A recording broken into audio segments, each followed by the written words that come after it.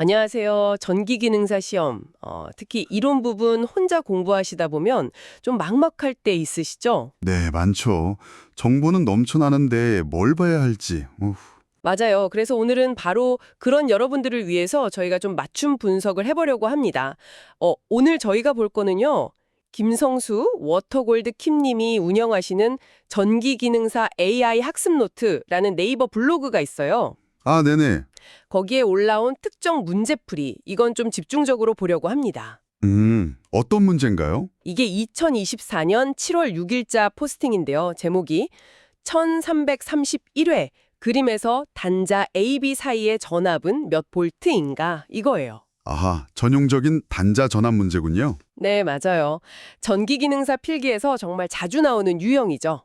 그래서 오늘 목표는 이 문제 유형을 그냥 푸는 걸 넘어서 아예 확실하게 이해하고 넘어가는 겁니다. 좋습니다. 어떻게 접근해야 할지 그 원리를 파악하는 게 중요하겠네요. 그렇죠. 자, 그럼 이 블로그 포스팅 속으로 한번 같이 들어가 볼까요?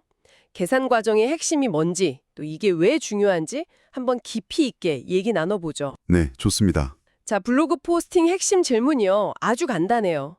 그림에서 단자 AB 사이 전압이 몇 볼트냐 이거죠. 네, 객관식이고 보기는 뭐 1.5볼트, 2.5볼트, 3.5볼트, 4.5볼트 이렇게 4개가 있었고요.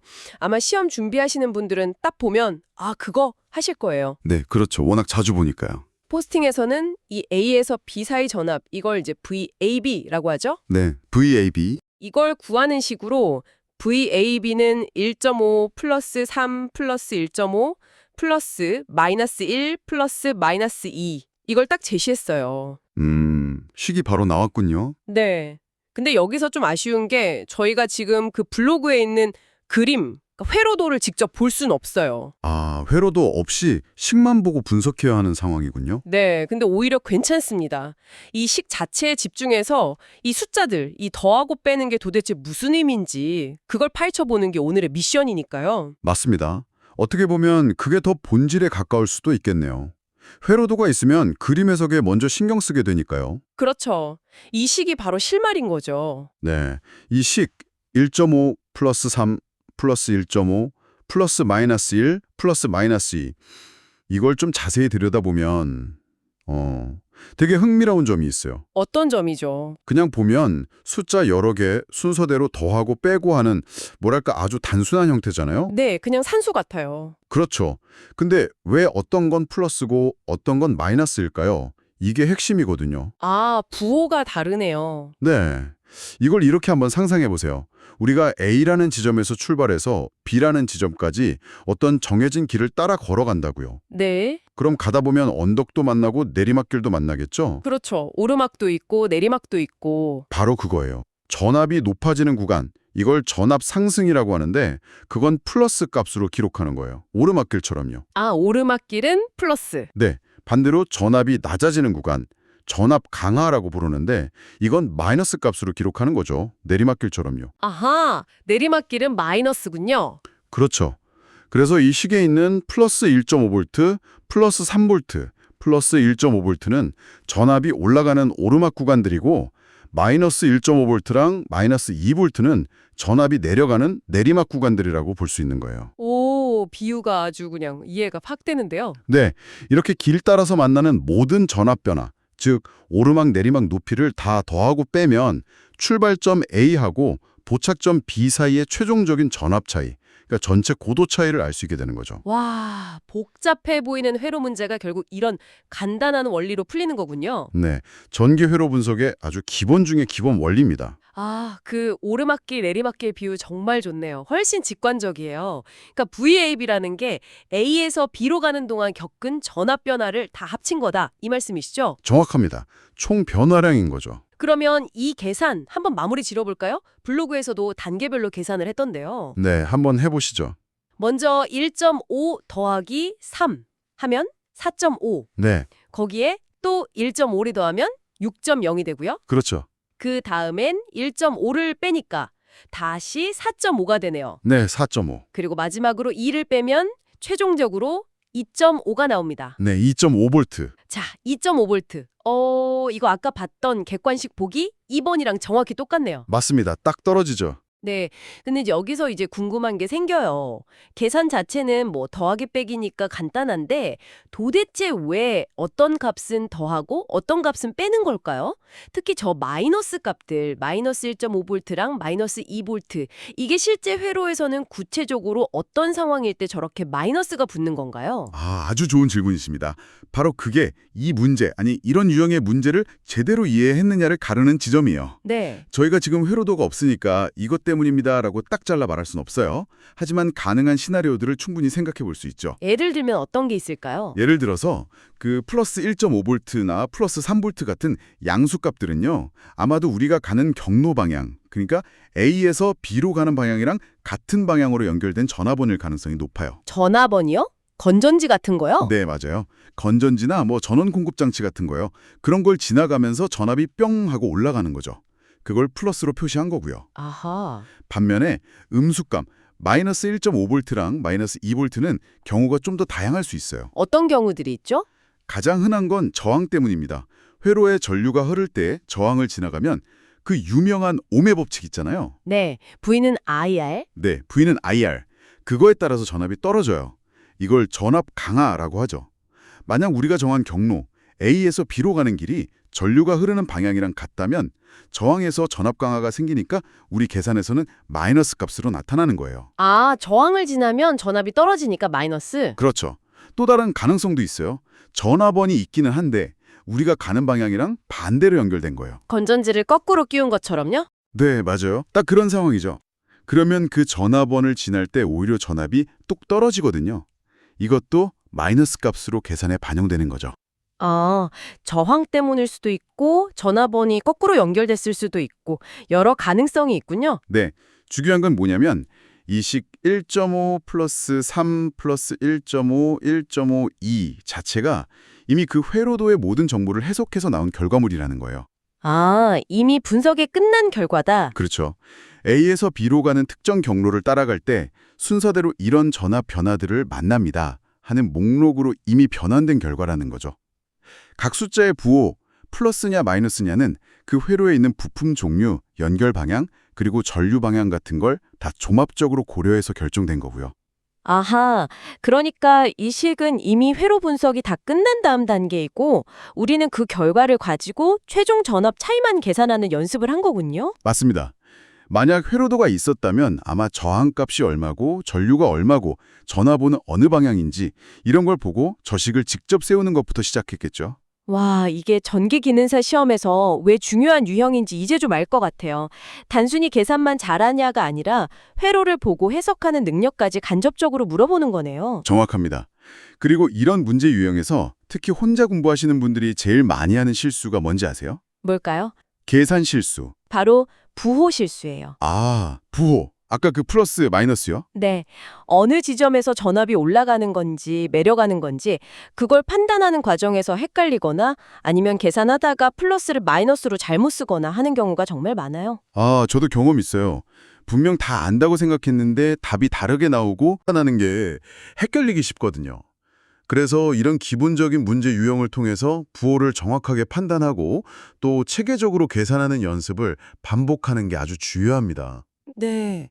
저도 혼자 공부할 때 생각해보면 진짜 사소한 부호 하나 때문에 답이 완전히 틀리고 왜 틀렸는지 한참 찾았던 기억이 나요.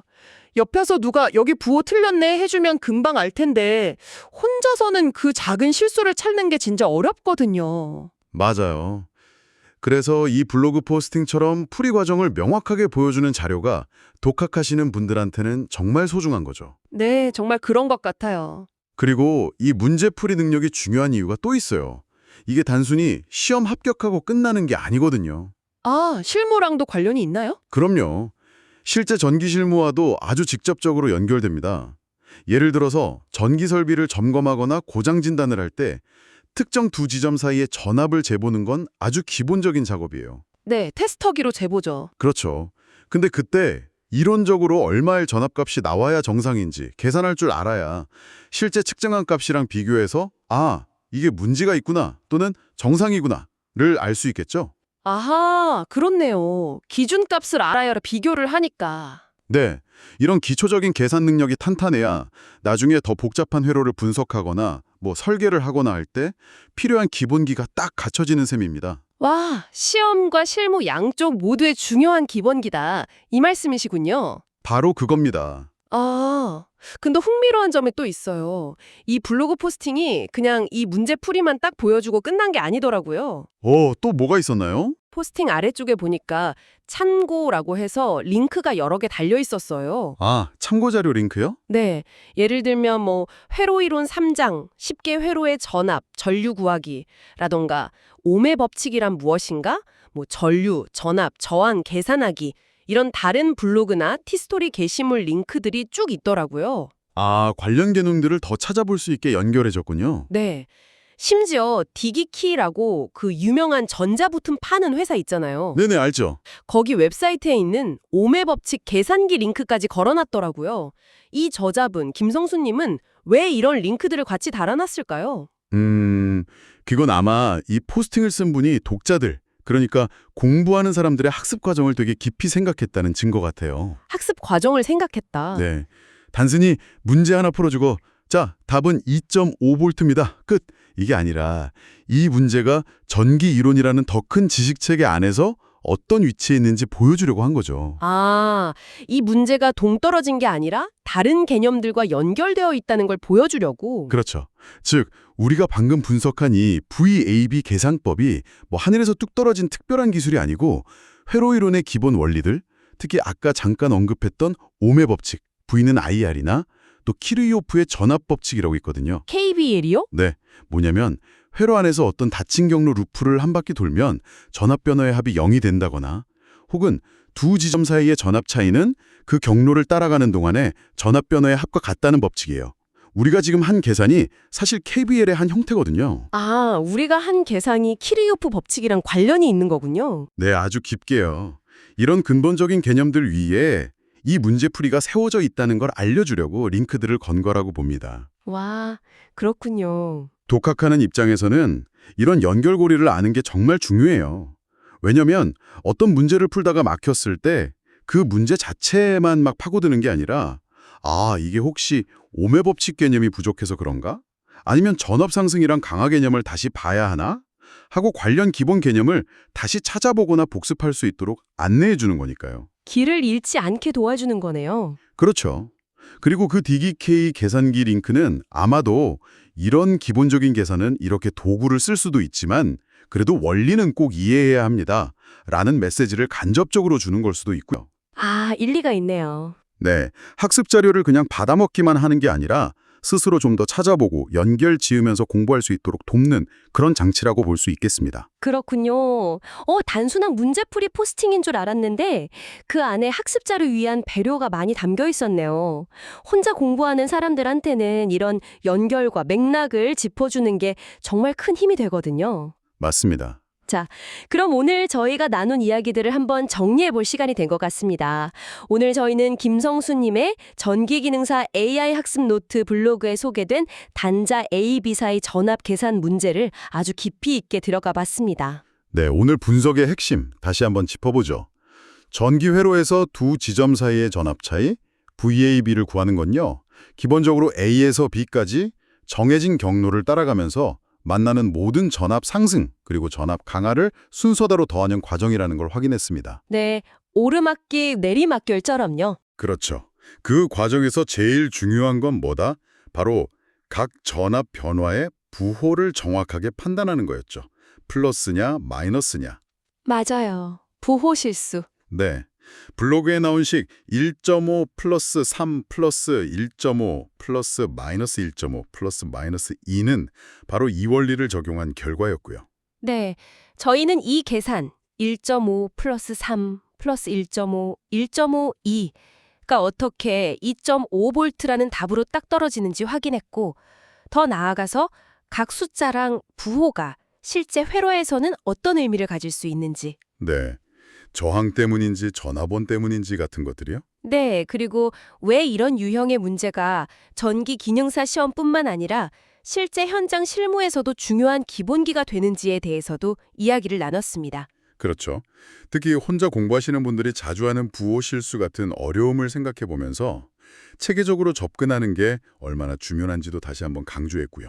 그리고 문제풀이 자체를 넘어서 그 문제가 어떤 더 큰 기본 원리, 뭐 오메 법칙이나 키르히오프 법칙 같은 것과 연결되는지, 또 블로그의 참고 링크처럼 관련 자료를 어떻게 활용해서 학습의 깊이를 더할 수 있는지에 대한 관점도 공유했습니다. 네, 이 모든 과정이 여러분의 전기기능사 시험 준비에 조금이나마 실질적인 도움이 되었기를 진심으로 바랍니다. 네, 오늘 저희가 준비한 분석은 여기까지입니다. 이 특정 전압 계산 문제에 대한 저희의 탐구를 통해서 전기 회로의 기본 원리에 대해 한 걸음 더 다가가는 그런 시간이 되셨기를 바랍니다. 그런데 여기서 그냥 끝내기는 좀 아쉽죠? 오, 또 뭔가요? 마지막으로 여러분께 아주 흥미로운 생각할 거리를 하나 던져드리고 싶습니다. 네, 뭘까요? 궁금한데요. 오늘 저희는 VAB는 1.5, 플러스 3, 플러스 1.5, 마이너스 1.5, 마이너스 2라는 어떻게 보면 결과로 주어진 식을 분석했잖아요. 네, 그렇죠. 근데 진짜 실력은 여기서 한 단계 더 나아가는 데서 나옵니다. 한 단계 더요? 네, 바로 이 질문에 스스로 답해보는 거예요. 도대체 어떤 모양의 회로였기에 A에서 B로 가는 길에서 정확히 플러스 1.5V, 플러스 3V, 플러스 1.5V 만큼 전압이 오르고 그 다음에 마이너스 1.5V, 마이너스 2V 만큼 전압이 순서대로 내려갔을까? 와, 그 식을 만들어낸 원인, 회로도를 역으로 추리해보라는 말씀이시군요. 바로 그거죠. 단순히 계산만 맞히는 걸 넘어서 이 수학적인 이야기를 만들어낸 원인, 즉 눈에 보이지 않는 그 회로도를 직접 한번 상상하고 그려보는 겁니다. 이야, 이건 좀 난이도가 있겠는데요. 네, 쉽진 않죠. 하지만 정말 좋은 연습이 될 겁니다. 어떤 종류의 전화번이 몇 개나 또 어떤 방향으로 놓여 있었을까? 저항은 어디에 몇 옴짜리가 있었을까? 전류는 또 어느 방향으로 얼마나 흘렀을까? 이걸 한번 고민해보는 거죠. 네. 그리고 과연 이 숫자들의 조합을 만들어낼 수 있는 회로 구성이 딱 하나만 있을까요? 아니면 여러 가지 다른 그림도 가능할까요? 오, 그것도 흥미로운 질문이네요. 한번 종이 위에다가 이 숫자들을 만족시키는 가상의 회로도를 직접 스케치해보시면 어떨까요? 이것야말로 오늘 저희가 다룬 내용을 완전히 여러분의 것으로 만들고 회로를 보는 눈을 한 단계 더 성장시키는 최고의 연습이 될 거라고 확신합니다. 네, 정말 좋은 제안이신 것 같습니다. 여러분이 그린 회로는 어떤 모습일지 궁금하네요. 네, 한번 도전해보시길 바랍니다.